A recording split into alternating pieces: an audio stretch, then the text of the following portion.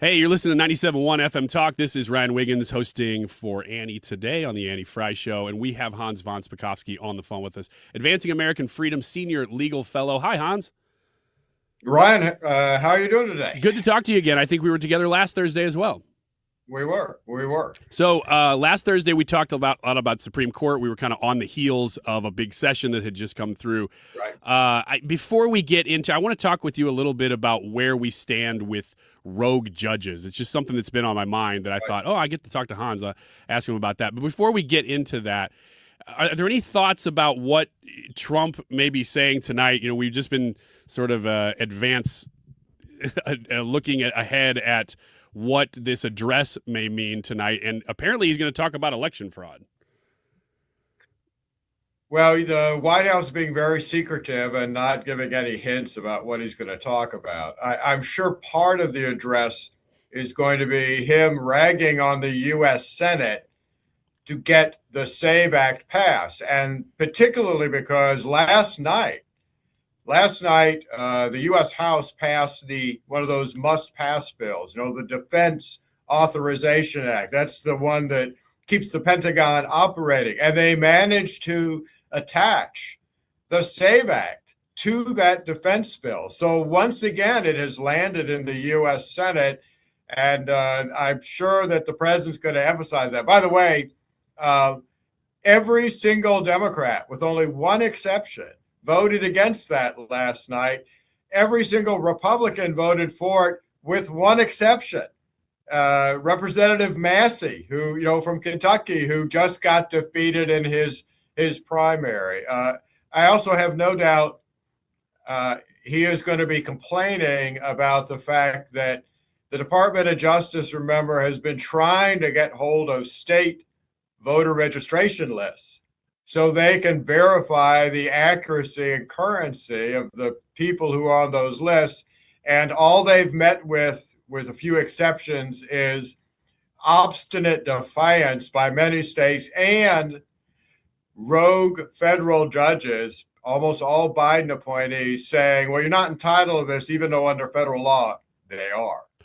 Okay, so that's interesting that you say that, because that's a big question. Is that working its way through the courts right now, that Trump is saying we absolutely are entitled to this, and are judges blocking it?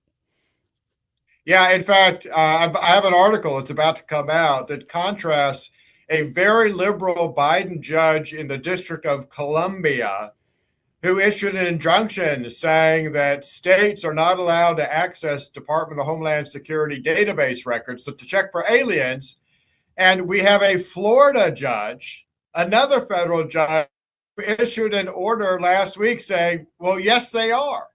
So you have these two federal judges with completely conflicting opinions. I can tell you the Florida judge is correct and the D.C. judge is wrong. Okay, then what happens in that circumstance? Does that go up to the next level of court? Is that the Supreme Court?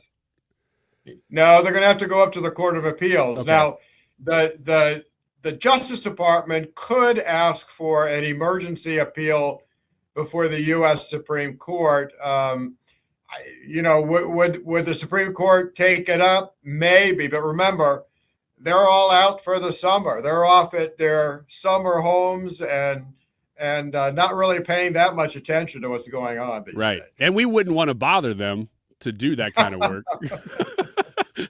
Hans von Spakovsky with us, Advancing American Freedom Senior Legal Fellow.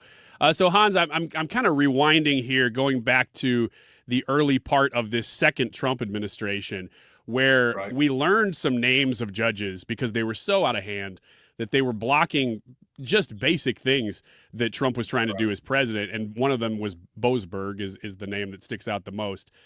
But then I recall, and this is what I'm asking you to kind of clarify for me, I recall that there was some sort of order that said, well, you can't issue those kind of nationwide injunctions anymore. Is that right?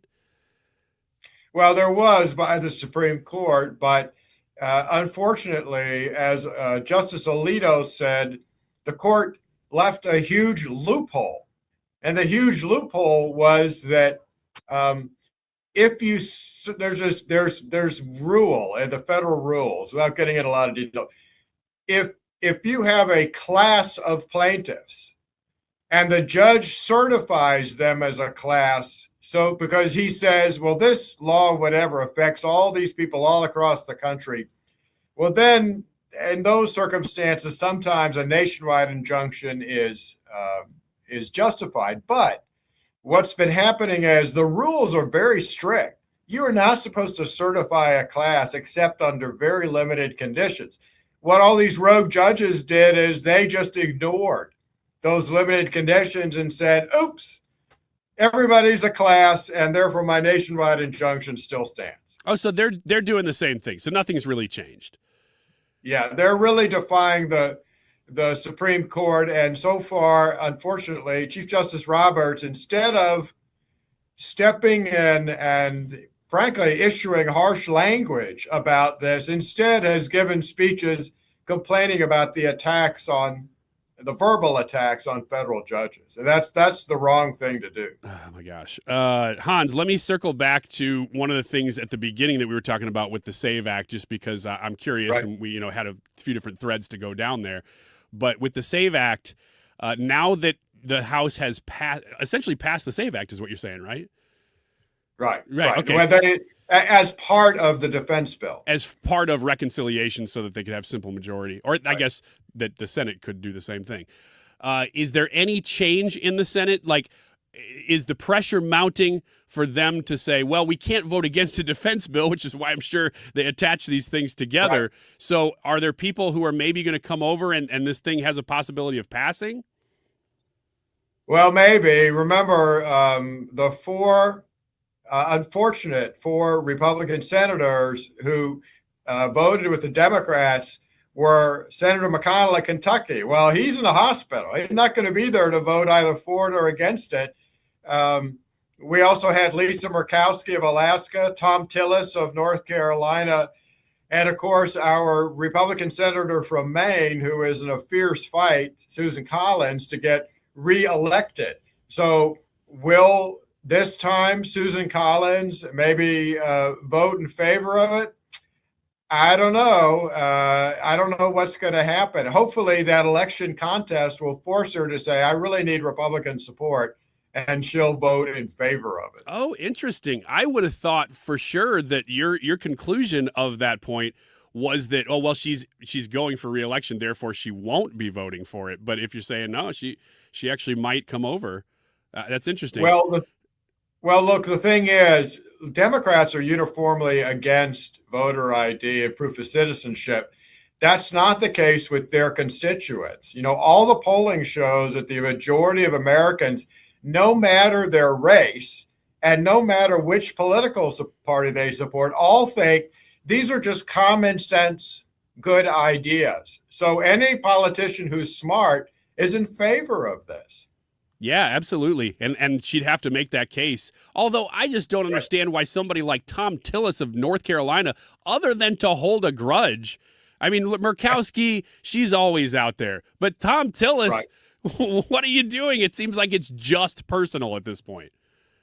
Yeah, he's got no valid legal reason for being against this. It's hard to imagine it's anything other than he's personally still upset over his relationship with the president. Right. Well, Hans von Spakovsky, always appreciate being able to talk to you, and I thank you that I've been able to talk to you 2 weeks in a row now.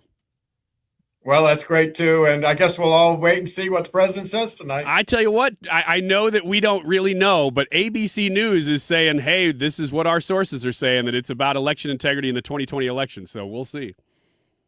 Right. I don't doubt that. All right, we'll see, and then we'll talk to you next time. All right, thanks, Hans. All right, Advancing American Freedom senior legal fellow Hans von Spakovsky and former FEC commissioner.